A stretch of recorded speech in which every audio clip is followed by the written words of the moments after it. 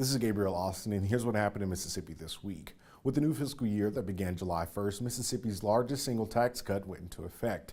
By the end of its 10-year rollout, the tax cut will do three things. Get rid of the corporate franchise tax, the 3% individual income and corporate income tax brackets, and allow self-employed Mississippians to exempt part of their federal self-employment tax on their state tax filings. In a three-part series this week, our Adam Ganucheau reached out to supporters and critics of the tax cut to examine what they believe its projected impact will be.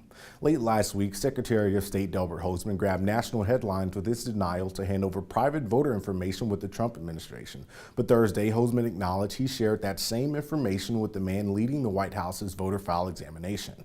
Hosemann's office has shared birth dates, addresses, and the last four digits of Mississippian social security numbers with the program launched in 2005 by the Kansas Secretary of State's office that Kris Kobach is now in charge of. According to Hosemann, there is a difference between the voter registration crosscheck program and last week's request.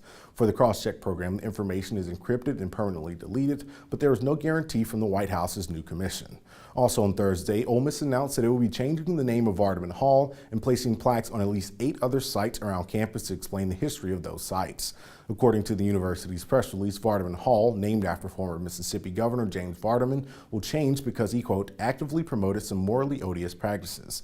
Plaques standing at Lamar, Longstreet, and George Halls will explain the history of those the buildings are named after. A single plaque will be placed for 4 buildings, recognizing that they were built with slave labor on campus. For more on these stories and other stories from around the state, visit MississippiToday.org.